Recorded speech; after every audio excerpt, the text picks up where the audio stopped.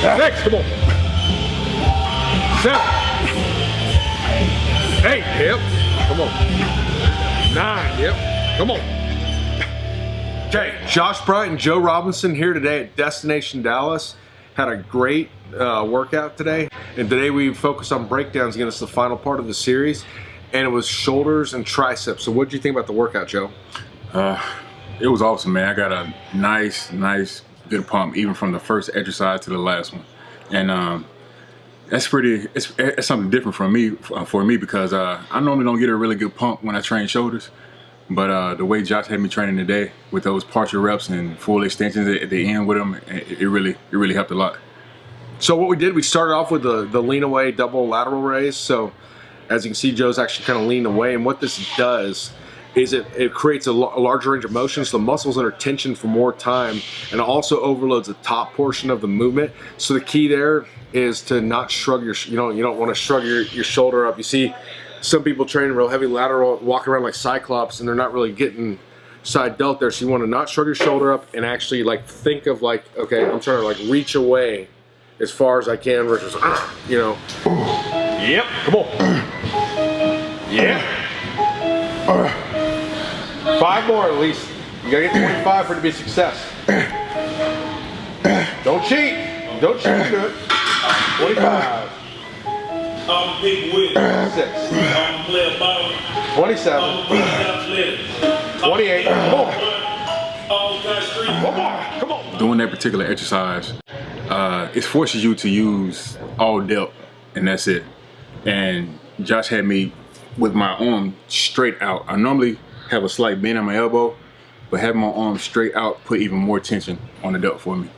Yeah, and the thing is, I mean, you know, get up to over 40 pounds here. It's not like he's using like Pee Wee Herman type of weights. I mean, this is it's still pig iron. So, anyways, next we went on to the reverse pec deck for the rear delt there, and Joe usually uses a pronated grip. Mm-hmm. So today we did it with a neutral grip, and there's actually a study in 2014 pioneered by Brad Schoenfeld, and it was showing that there was better EMG activation on this exact exercise. And reading through some notes I had, I remember that study, so I think we'll try it today and experiment with it a little bit. And then next we went on to the half full dumbbell presses.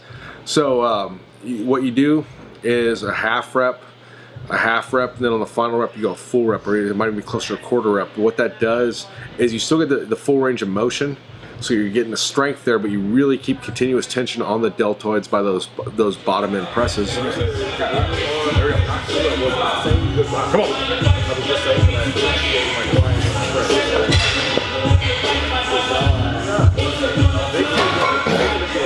All the way up. All the way up. Finish it. Come on. There you go. Okay, so that's a great exercise, and it's one of those ones that it sneaks up on you quick. Yes. So he said he never really felt a pump like that from pressing before. So, kind of made that one up a few years ago when I was actually writing a book, Built to the Hilt. It's a bodybuilding book I wrote, and it was sort of like, okay, we have these benefits of like, some camps saying full range of motion only for strength. Other people are saying, just Fred Hatfield, a lot of good stuff on not quite locking the weight out. So I kind of combined the two, and I've had very good reports back and good results with it. It's the half full dumbbell press. Come on. 9, yep. Come on. 10, yeah. Come on. 11, come on. Yeah, come on. Good job.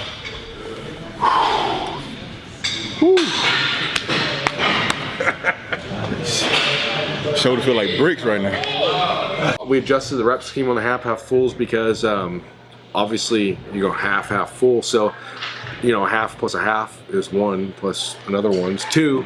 But it's like you're doing 3 separate movements too. So what we did is we went 3, then we went 6, then we went 12. Okay, instead of going 6, then instead of going 6, then 10 to 12, then 25. Okay, so then next we went on triceps. Okay, so with the triceps, what we did is we started off with just some tricep pushdowns, pretty much warm up the elbow, because Want to make sure Joe's feeling good and stuff. So obviously we're not using as much weight on the ladder exercises. It's not so much to pre-exhaust, but just to make his elbows feel really good. So we're going to the Dix press next, and this is actually, there was a very good bench presser, you know, quarter century ago named Paul Dix, and he was at Westside Barbell Club, and this was one of his favorite tricep building exercises, 4-part movement. So you bring the weight down to your chest, stop about 1 inch off, come back to basically your chin, come back to your chest, press up, boom, boom, boom, 4-part movement, and really trying to get your Joe want to get his elbows in a little more, but he was so pumped up, it wasn't, and he was feeling his triceps a lot. I mean, he's still super pumped up, so it was getting the job done. This is a great exercise too for your bench press. It wasn't like, you know, it was just sort of like, you know, that the exercise kind of fell by the wayside, but if you've never done it before, it provides a tremendous overload to your triceps because you're not using baby weights. You're using pretty heavy weight here. And then finally we finish off with the 1 1/4 French presses with a football bar. So what he would do is go about 1 1/4 halfway up, come down, get a good stretch, and go all the way up with the weight. So we've done this before. We've showed you this before with a rope. The difference is with the barbell, the overload's induced a lot through the stretch at the bottom of the movement. So when you go overhead, you hit that long head of the triceps, and so not only that, you're getting a stretch overload too, and it definitely hammered the triceps, and he was dead at the end, huh? Yeah, my triceps were fried by the time I was done. I mean, the pump was excruciating. This is a final workout of the breakdown series, and we really appreciate all of the support, and we'll have more content soon. Thank you. Remember to like, share, and subscribe.